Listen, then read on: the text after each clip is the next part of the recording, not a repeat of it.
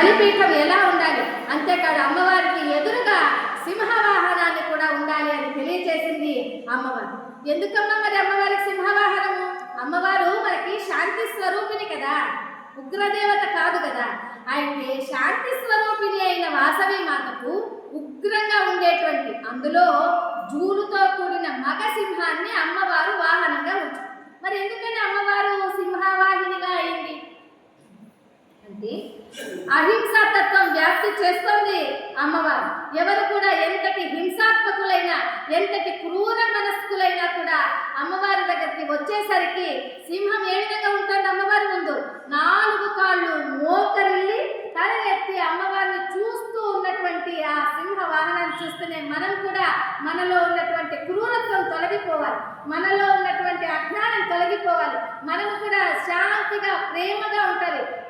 జూలుతో కూడినటువంటి మగ సింహం అయినా సరే అమ్మవారి ముందు ఎలా మోకరిల్లి దండం పెడుతోందో మనం కూడా అలాగనే మనము అహింసా తత్వంతో హింసను విడనాడి అమ్మవారు ప్రసాదించే జ్ఞాన కిరణాలకి శాంతి కిరణాలకి మనం దండం పెట్టుకొని మన క్రూరత్వాన్ని అంతా కూడా తొలగిపోవాలి.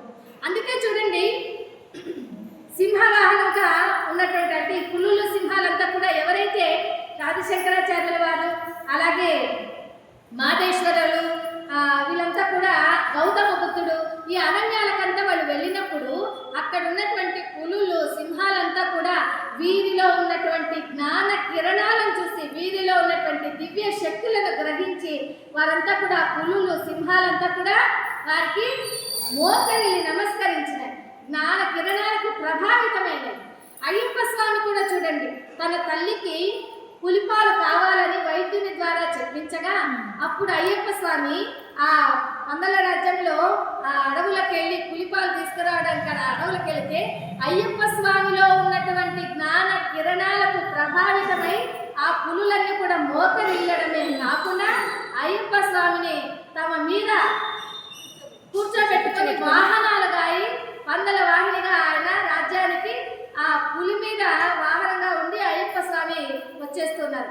ఆ విధంగా మనం దేన్నైనా కూడా జయించాలి.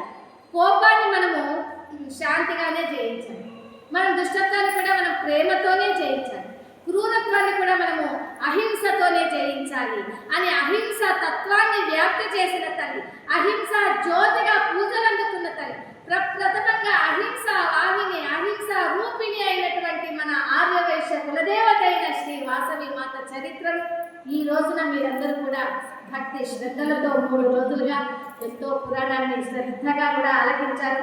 మేము కూడా ఈ